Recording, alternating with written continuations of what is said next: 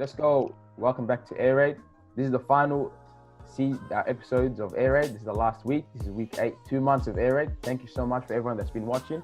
But please make sure to subscribe, like, and comment on our videos because we're going to be coming back with a bang in season 2, and all our videos will be on YouTube for season 2 of Talking Trophies. So let's just jump into the next topic. The question is, how toxic is cancel culture?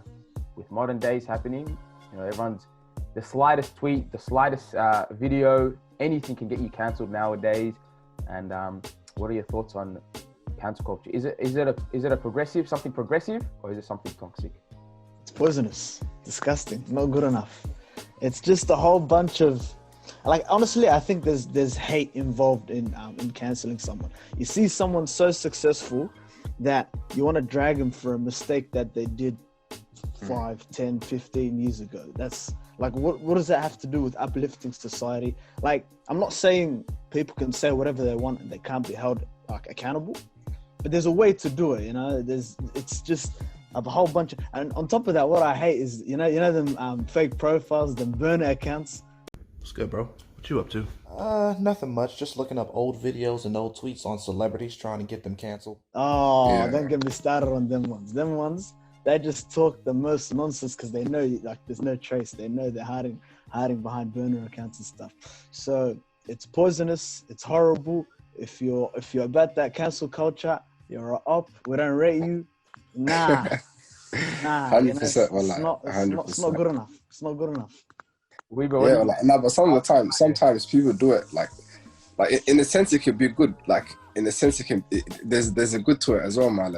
There's the side where if someone says something out of line and they get put on blast, if they say something slightly controversial or slightly racist or even against a certain religion or something, it could be everyone's going to be on. But the thing is, I like that now because before it wasn't like that.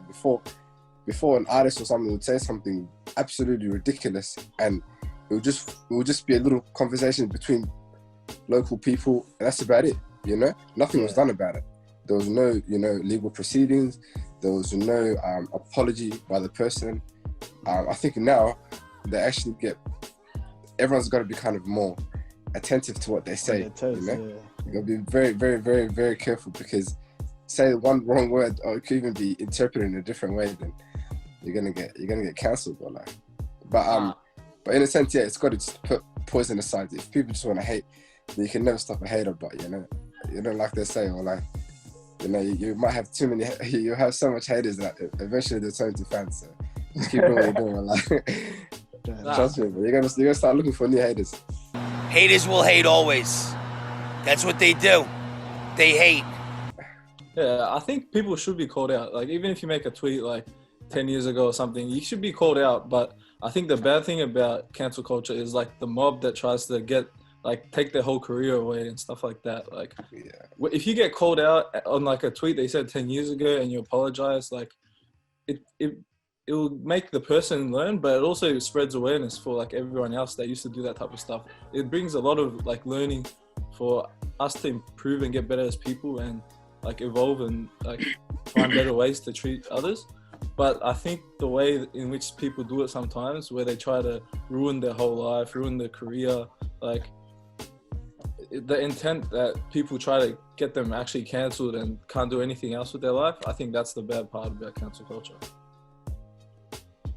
Yeah, I agree. Sorry. Nah, you go. Go on. I agree to an extent. I think, firstly, we just have to think about what cancel culture actually is, where it came from, why it exists. I think nowadays a lot of people just think, cancel culture, it means I can't say anything online, I'm gonna get cancelled, everyone's gonna hate me, PC culture's wild. That's not it. I think cancel culture actually, if you think about, I'm not saying I necessarily support it and that it's great all the time, but I think we have to remember that it's bigger than just not being able to say shit. Cancel culture is what got, I don't know if you remember in June, there was that white lady in America who was calling the police on that bird watcher in that park. I'm going to tell them there's an African-American man threatening my life. Please tell them whatever you like. And everyone got on that video and, emailed her employers and, got action to like be taken from that video. Like that's kind of, in a sense, cancel culture in effect. So like without that, exactly like, what was said earlier, how are we going to get any kind of action or like people to be held accountable these days? Whereas like, in the past, that stuff just would have happened and would have continued to happen and no one would have known about it. But like social media has given us this way to actually express our opinions on something and see action be taken. And like, I don't think that necessarily means that like people's careers deserve to end over like one very outdated tweet. But like, think about R. Kelly. He's been convicted, like he has done terrible fucking shit and he deserves to like not have a career anymore. Like we shouldn't be buying his records if he is a fucking pedophile, misogynist, rapist, Oh, so like, this is not me. I'm fighting for my life. Y'all killing me with this. So like in that sense, like I'm glad that I can make my own decision as to whether or not I want to support this artist who has done this shit, but like, does someone deserve to be like quote unquote cancelled for making some kind of comment? I don't know, but they do deserve to be held accountable. Like all of us deserve to say like, dude, you fucked up. That was not okay. I'm not gonna engage with your shit until you fix yourself, until you do some readings, until you like align your chakras, whatever. Like I think that's cool. We deserve to have that say. Like that's the people having power. But yeah, I think to what extent that goes is debatable. That's my stance. Yeah, like with cancel culture, it's like with it. It's like, it's what stops people like sex offenders, being treated like an everyday person and like they've never done anything, And I think that, like they were saying, like, remember there was that law that was trying to get passed this year to like kind of keep them good. Like if you can't expose them in public, but like you can call them out now. You can make pages calling out these sex offenders. You can shut them down. You can tag whatever sport association they're with or whatever workplace. In that sense, like it's good. And like, in that sense, that's where it's good. That's where it can come into play, because it's just like these people generally don't deserve to be like, I don't know, they put people, like some other people, through so much trauma and affected their life. Like, why should they be living so freely? Like their life should be treated just as much as their victims. And even just like with people that are racist, homophobic, anything like that, like, yeah, you're free to express like whatever you want, but you got to realize that like you're held accountable to what you say. And like if what you say may offend someone, you got to realize that, like, you can't go, oh well, like I got freedom of speech, but like you got to realize that like people get hurt by these words and it does take a toll on them. Like some people, it doesn't take much to tip them over the edge or make them super depressed or take them down the wrong path with a certain comment online. So yeah, I can see why cancel culture comes into play. There's little comments, I can see like what you guys mean. Like, no one deserves to have their whole career tarnished over a comment, but like, let's be realistic. Like Kevin Hart, no matter pretty much what he says, like if you look at Dave Chappelle, this guy's probably the most straightforward comedian that you'll ever see. He'll say anything and everything in his show, and you'll see how many views he gets. And like, it goes to show that if you have a fan base, that no matter what you say, like you won't get cancelled. And Kevin Hart, there's no way he's getting cancelled. Like he's too big. And not just that, it's just when you watch him, like, did you guys take offense to what he said? So nah, like, so you guys would like, you'll watch it and you'll enjoy it still no matter what. So in that sense, I can see where you guys come from, but like, I don't know, I think cancel culture can come in a good play, similar to like what R. Kelly or, other people that have done wrong out there. And like, to be honest, probably don't deserve as much of the light as like people think. All right. To touch on that then, you said the, with Kevin Hart, how we got cancelled for the homophobic statements he made. Let's say in roughly around 2007. The thing is, like, when did he make the tweets? Like 2008, was it? 2008 or 9, something like that. So, and think about this, the background they come from as well. It's like black, ghetto. It's not as, the ideas of like, for example, like being homophobic at that time, like compared to now, if you were in like especially even in African communities or first generation communities, ideas change, you know what I mean? Like back then it'd be normal, you know what I mean, for you to say a slur that's against someone that's from, you know, that's a homophobic slur, for example. It's not like for guys and girls, they used to throw it around back then. It was like, it wasn't acceptable, but it's not like you weren't getting shut down for it. But now, because you know what, there is an acknowledgement of, you know, the LGBTQI community. We got to respect them for who they are as people. We can't be throwing those statements around, you know what I mean? And that's offensive to those people in the community. For example, with Kevin Hart, how we had to, like, was it the Oscars or something? Where he couldn't... Grammys, yeah. The Grammys, was it? Or the Oscars? I can't remember. It was one of those. Oscars, yeah. So he couldn't host it. He stepped down. They wanted him to think for a comment he made in 2008. Like, do you think they should be held accountable for something like that? And for example, missing, like, this is a great big opportunity for you know, an African American individual to host the Oscars. Like, that's big if you think about it. That's something progressive. But should they be held accountable? And he lost that opportunity to host it because of a comment he made in 2008, and he had to step down. Do you feel like cancel culture is like stopping someone from what they can do to an extent? But you know, he refused it, yeah. Yeah, it was after. Yeah. That's what I was saying. But like, it was after the tweets went out. He said, you know what, I'm going to make the decision to step down from doing it. Yeah, he didn't want to make an apology. They had said that they wanted him to make an open apology, but he said that like he didn't want to make an open apology because he didn't like take back like from the error. But then after that, then like he made an apology for it, but he didn't want to do it just for the Grammys. Yeah. So like, how do you think, like, in regards to that? It's like, what's your opinions on that? I back it, honestly, because I think like if someone's dirty laundry is getting dragged up in front of the public sphere, like the great thing about not necessarily cancel culture, but just the way that we hold each other accountable these days is that it puts the onus on the person who's done the thing to like actually change and prove that they have changed.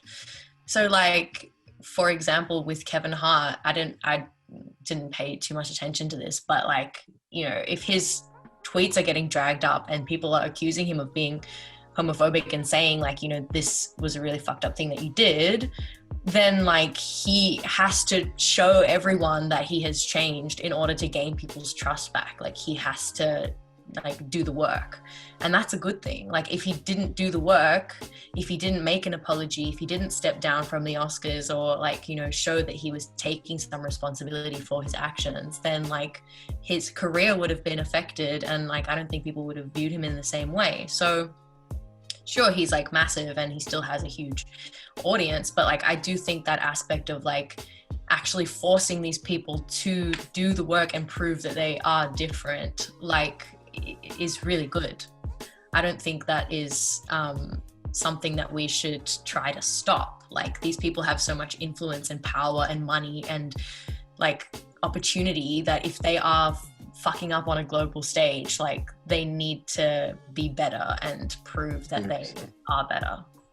Yeah, well, like people just need to get checked. Or like if they have to get checked, they have to get checked. If they slipped up, apologize for it. If it feels a while back, apologize for it. Either it's a mistake, you know, you're probably ill-informed before. It wasn't, you know, it wasn't a sensitive topic back then. So obviously coming to light now, and you're being aware, you're being made aware of it. Just apologize. But I think that's the whole idea. Like, I don't see anything wrong with it, to be honest. Like the whole Rihanna scenario where she was having her little fashion show or something, and then she played it was a hadith that she played, but she turned it into almost like a song where her DJ made it look more like a remix. Apparently she tried claiming that those words were about. Sorry? It was a DJ that made the song. It was an actual song. Someone already made it. It was called Doom or something. And she apparently the hadith was talking about Judgment Day or something. Yeah. And she's like, oh, but you know, I was using it for the context of it. So in her head, she actually thought she was promoting something based off what from her knowledge. Yeah. But the way she went about it was completely wrong, and that was offensive to millions of Muslims around the world. But at least she acknowledged her mistake. She apologized for it. But I don't know if she took it down or did any sort of to her, like that product. It was already up, yeah. Yeah, I think it was already up. She just said, "Look, my bad. In the future, like I'll pattern that up." But in that moment, I think she just apologized, which is not good enough for her. I think she still has to cop.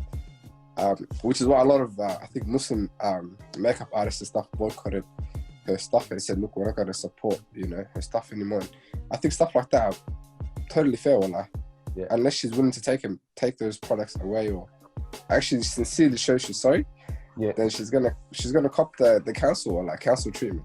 Yeah, well, that's the thing. Like, I think like boycotting people's products and like not buying their albums or like not watching their stuff on Netflix, like that's how you show people what you're interested in. Like, that's the consumer's power.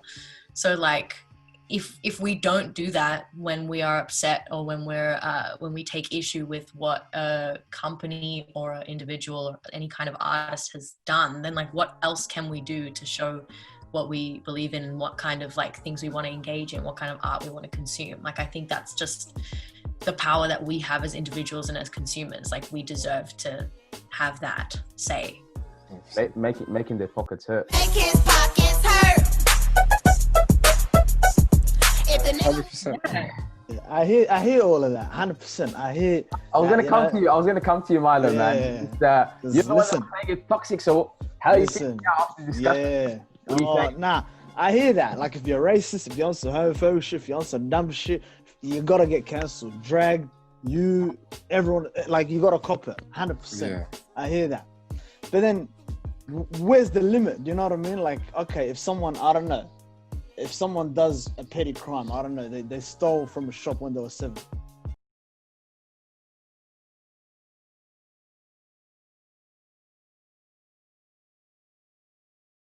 And then there's CCTV footage. And then now they become a famous movie star, they become a famous rock star, whatever.